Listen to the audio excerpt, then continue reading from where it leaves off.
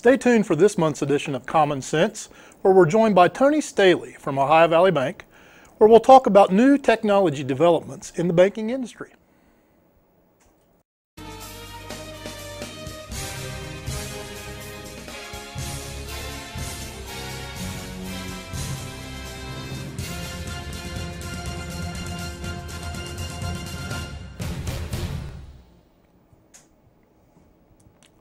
Welcome back to Common Sense, the monthly show here on Rio Grande Cable Channel 17, sponsored by Ohio Valley Bank, where we talk about new developments in the banking industry and their impact on small businesses in the region. Today, Ryan, we're back again. It's a beautiful summer day. It is. It's actually a little cool outside, but I'll take it. But it's just perfect for the 1st of June. Yep, absolutely. Better than the freezing cold that we've had over the spring. Seems like we went from February to August in about 2 weeks. So today might be a little bit of a sample of spring, and it's back to summer by the end of the week. By the end of the week, yep, 90s, and I'm sure a high humidity. So exactly. Yeah. Well, so anyway, today here on the show, we're going to be joined by Tony Staley, who's the Assistant Cashier and Product Development and Business Sales and Support Manager at Ohio Valley Bank. Yep. And a lot of our viewers will remember Tony from in the past. He's been on here a couple times. Most recently, early this spring or winter, he was on here talking about some different technology things. And a little bit later on in the show, we'll do a little check and balance from the previous show. You know, some predictions he might have made. And we'll see if he was close. And we'll see. We'll see. You know, these techie guys are pretty good at stuff like that. So we'll see how accurate his things were. But anyway, Tony, welcome back to the show. Welcome. Thank you. It's a pleasure to be here. We're glad to have you here. And why don't we just start out the show with you just giving a little refresher to our viewers and a little bit about what your role is at the bank and some of the different things that you work on there at the bank. Sure. So I've been at the bank for about 15 years. It'll actually be 15 years this January. And I started as a teller and went into marketing and moved from there into product development, which is why I'm here today. I look for new technology to bring into the bank. We don't do a lot of internal development, so I have to go find stuff and bring it to the bank. And then I also do business sales and support. So I sell our complementary business products that go along with those checking accounts. And on the rare occasions when anyone has issues with those, they call me and I give them the support that they need. Okay. So we hear you've been traveling a little. I have. It's a busy time of year for me. Okay. I've gotten a couple of conferences in the last couple of months. I did a conference for our core banking software in Minneapolis, Minnesota. And then I did my Finovate conference, which I like to come here and talk about, in Santa Clara, California. And it was very interesting. I like to get out to California. It's nice weather and a lot of interesting technology. So we'll talk a little bit about that today. But Finovate was definitely a good experience. A lot of interesting trends to talk about and a lot of stuff that's going to show that I was pretty close on my predictions back in January. And we're anxious to hear about that. Yeah. And we want to revisit that. Yep. So is that a conference for like a national conference for all banks, or? It's actually not so much a banking conference as it is a FinTech conference. Okay. There are banks present. Of course, Ohio Valley Bank sends me, but there's everything from new startups to national companies, national banks, Visa, Apple is there, Amazon has a presence, so a lot of big players, and it's just kind of a what's trending in the industry. And the way we get that is, what are the startups working on? What kind of new companies are out there? What are they developing? And from that, we kind of figure this is where they see the trends going. So maybe we can get an idea of where the wind's blowing in the financial industry. Yep. So we can only imagine that you saw a lot of cool technology. I did. I saw some really cool stuff. One of the really interesting ones, I really liked it. It was a company called Conversation One, and what it is it's an out-of-the-box bot and voice technology creator. So Google Now, Siri, and Alexa. You can go in and you plug in what you want. You don't have to know how to code for those technologies. You don't have to really know much about it at all. You just go in and you tell it what you want it to do, and it will create the bot or the skill for you. So someone from the bank could go in and create an Alexa skill, and someone could be laying on their couch and say, pay my water bill, and it will go through the process of paying that bill for them. So some very interesting stuff there. I thought that was really interesting because it's one thing to say, we've got these things available to us, now go code something to make that work. But this company is saying, you don't even have to know how to code, you just work with us, we'll create it for you just from the parameters that you set. And I thought that was really interesting, and it's going to be really user-friendly, and I think there's going to be a lot of banks that hop on that. Wow. That's neat stuff. That is pretty neat. Yep.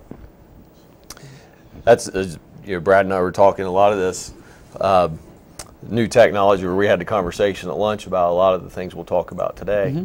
But just, I think, for Brad, I don't know how old you are, but we might be just a hair older. A little bit older.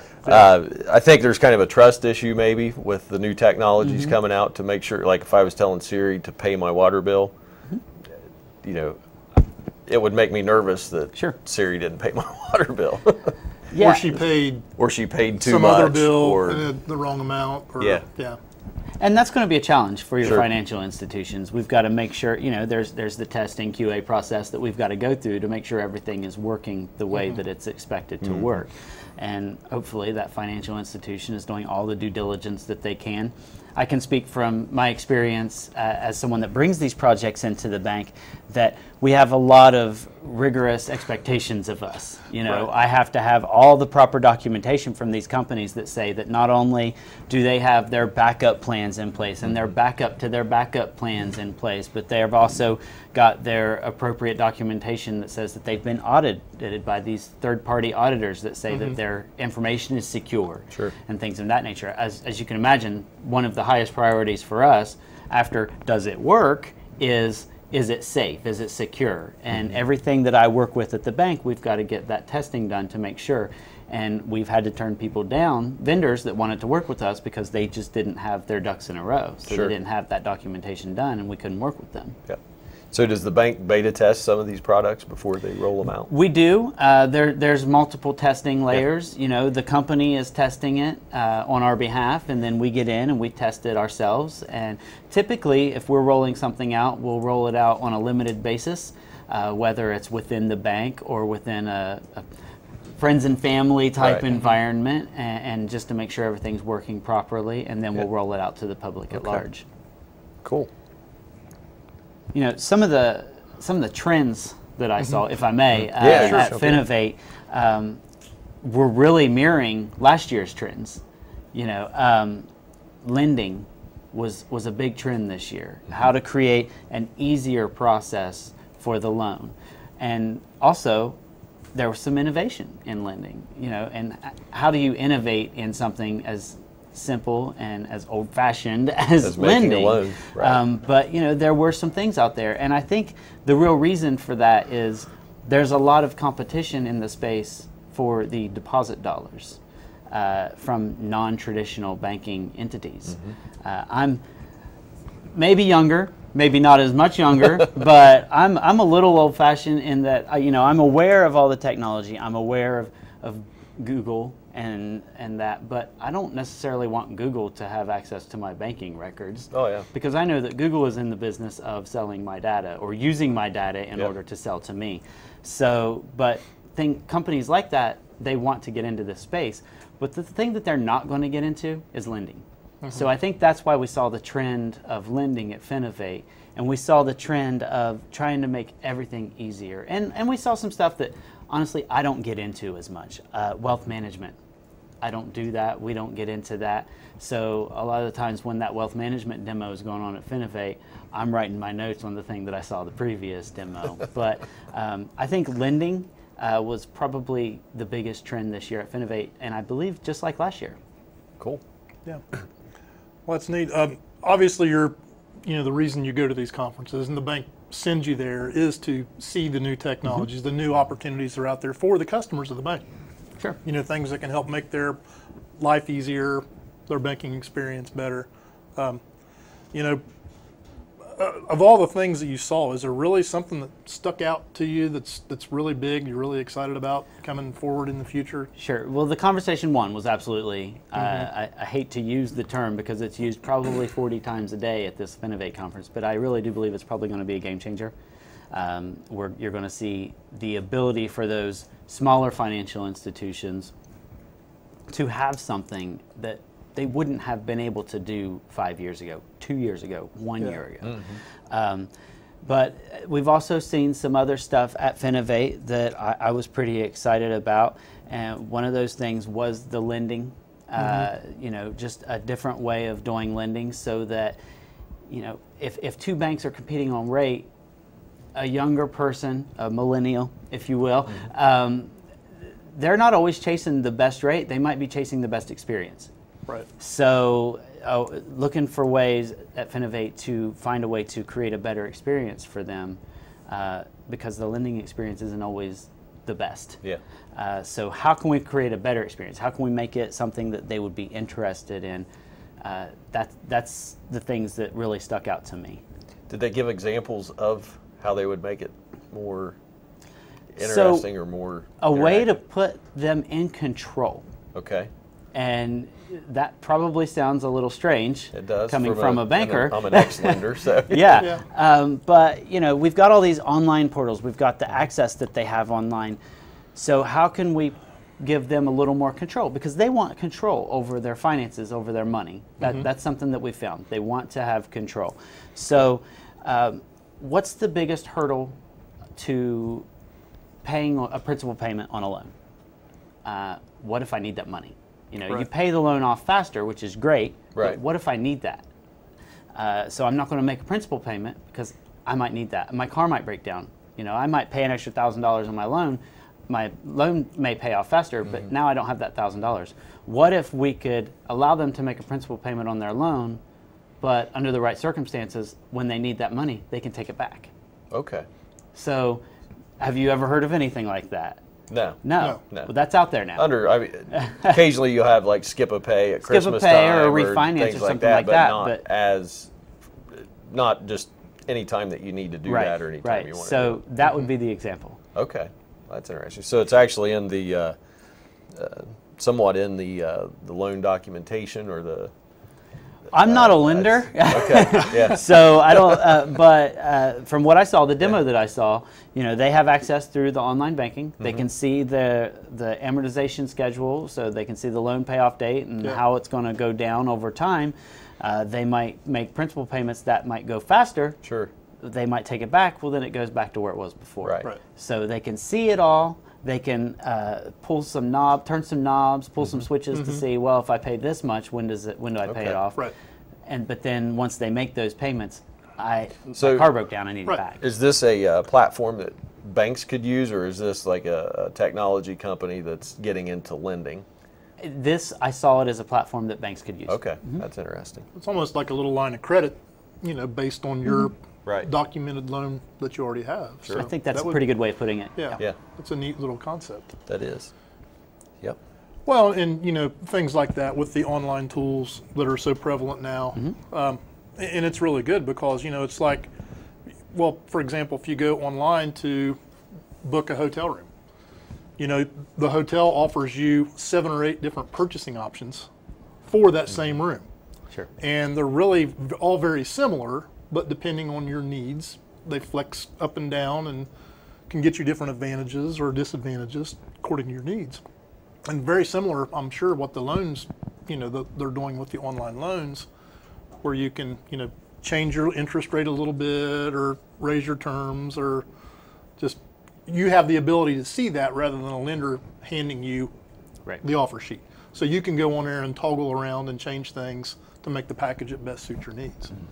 So. And I believe that's somewhere that we're going to need to go as a bank, that we're going to need to provide a specialized experience, a personal experience that isn't the same cookie cutter for every single person, because as you said, you go to book a hotel, which I just did the other day because I'm traveling next week.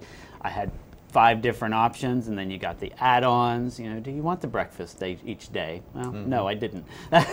But you know, I think that's where we're going to have to go eventually, is providing that pick and choose service to our customers so that they can have it how they want it. Right. Right.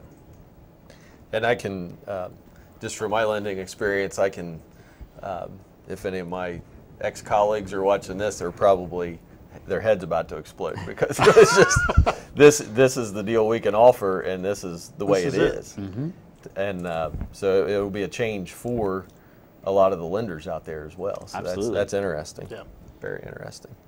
So of everything you saw out there, was there anything you were surprised not to see? Well, this is kind of getting into one of my predictions. Okay. But I kind of predicted that there would be an increased interest in Bitcoin, but we're not there yet. And there was a very heavy lack of Bitcoin at Finovate. I believe there was one presenter out of approximately 70 that even mentioned Bitcoin or cryptocurrency at all. Yeah. There was some blockchain, which is different, but cryptocurrency specifically, very little. So I was a little surprised. I thought there would be more. So I would say that I was kind of right and kind of wrong on that one. Okay. You know, I thought that there might be a little more interest, so there might be a little more, but we're definitely not there mainstream yet on cryptocurrency. So. Sure.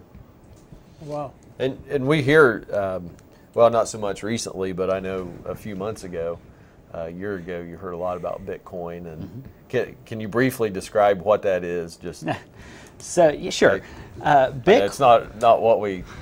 Not something we want to talk about, but just for my curiosity more than anything. No, that's fine. Yeah. Bitcoin is it's a cryptocurrency, and it's a type of cryptocurrency. So it's not tied to any particular country, but I would equate Bitcoin to maybe like the dollar, whereas Ethereum might be like the euro, and XRP might be like the peso. So they're not tied to countries, but they're different kinds of cryptocurrency. So you've got three right there. Bitcoin, Ethereum, and XRP are different cryptocurrencies.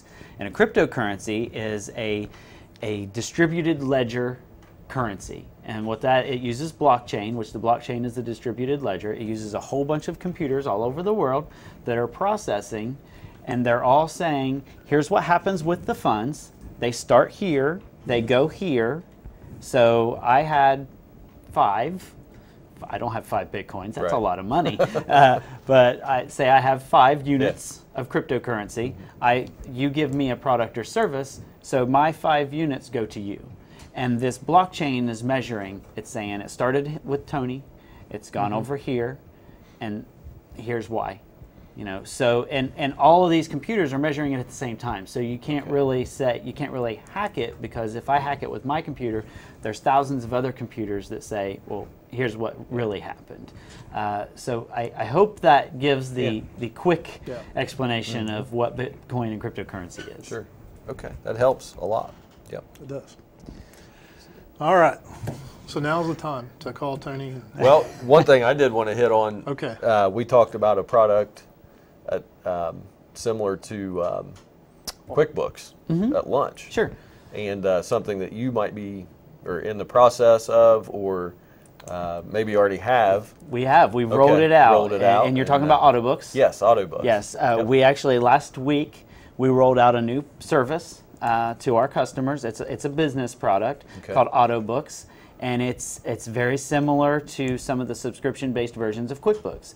And what it does is it allows for accounting functionality, your ins, your outs, and your reporting, so your financial statements and things of that nature. And it also allows you to create an invoice and send it to your customer, and then your customer can pay on that invoice all through email. And it's all done within our online banking. So you don't have to have our online banking to manage your transactions, but you have to go into your accounting software, and then you also have to go into your invoicing software, and then maybe you even have to have a fourth payment software or payment gateway. It's all in one place. So we think it's really going to simplify the process of accounting and getting paid for our business customers. Okay. So we're really excited about it. We're the first in Ohio to have it. And I haven't heard of anyone else near us that has it. It's really exciting. I'm pumped about it. I hope you can tell. Yeah. So they could either pay by credit card, debit card, check, invoice, but the customer doesn't really see the check, doesn't have to handle it. So I think that's an interesting piece of it. That yeah, they can actually pay through debit or credit card. They can pay through bank account. So the business's customer would put their account number or routing number. They can pay through a check. They can mail a check, and then they can pay through Bitcoin. Right. No, I'm just kidding. They're not paying through Bitcoin, but they can mail a check as well. And that if they mail that check, the business customer doesn't even have to handle that check. That can get done on the back end, and we can process everything for them, and we can just have the funds flow into their account. And then once the funds get to their account, not only will it show up on their balance and their transactions, of course, but it will also show that X customer has paid. Customer can pay 50% of the invoice if they need to, and it'll mark that, and it'll say, well, this customer still owes 50% of the invoice. You can set late notices. So if the customer doesn't pay, it'll send a reminder. You can set late fees if you'd like to, and you can set recurring invoices as well. If you have something that happens, you mow a yard every week, you can set a recurring invoice. So it's really nice. Wow. That's still a little bit for me to bite off. I'm just telling, to be honest. But another benefit of that was on the maybe the rate that is charged for the transaction per.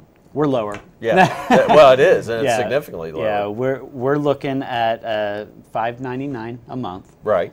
For the service in general. Which is we kind of compare it to the $30 QuickBooks subscription model. So quite a difference there. Absolutely. And then our transactional fee is 1.99%, which is considerably less than most of the competition. Most of the competition's in the upper 2 to even almost 3.5%. So. Yeah. That's quite a savings. And actually, I didn't mention this earlier, but if the customer chooses to pay through bank account or check, it's capped at $5.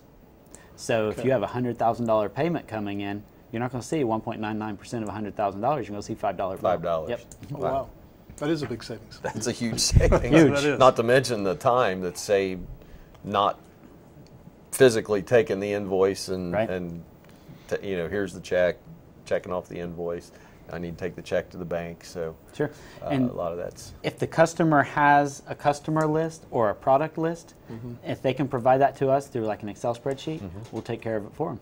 Wow, that's awesome. Yep. It's like a great opportunity. Yep. It is. All right. Now it's time to make sure these predictions have come true, right? Yep. New Year's predictions. Yep. So anyway, all right, Tony. The first one that you talked about. One of the things that we said last time, the branch as we know it will continue to transform. I am correct. You are correct. Most of these still ongoing, but I believe that the trend is for a non-traditional branch to go away. Your footprint is shrinking. You're offering different options, self-service options, and our branch, what we consider our branch of the future, is in our Barbersville office, and it's continuing to transform. Our technology is getting faster there, so someone comes in and uses our virtual banker to help themselves. It's a quicker process than it used to be, so we're getting better. Okay. Okay. So there's number one. All right. Number two, we just touched on it a little bit, but emphasis on cryptocurrencies will continue to rise, but maybe not there yet. So. And I might give myself a half on that one. I think that I'm right. The cryptocurrencies were in the news, but at the same time at Finovate, where I kind of get my trends, nothing there. Right. But definitely not there yet, not mainstream. Well, that group's looking at it from a different perspective too. So, all right, and the third one, financial institutions will better use customer data to provide next level service. I'm going to put the jury still out on this one. I think it's still there, and I think it's going to happen, but I don't have any evidence to support that yet. Okay.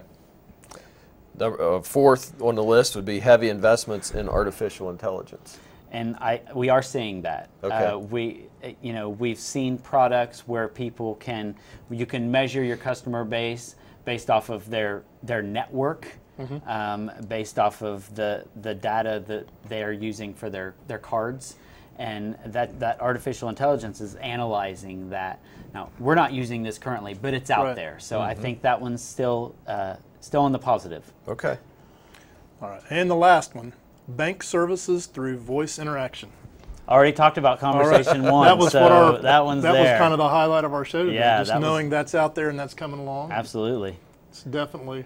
you get 2 points for that one. Two? Yeah, wow. 2. I'm ahead of the game. That makes up for one of the think. other ones. Yeah, a couple of the halves are washed out with that. Yeah. So that's good.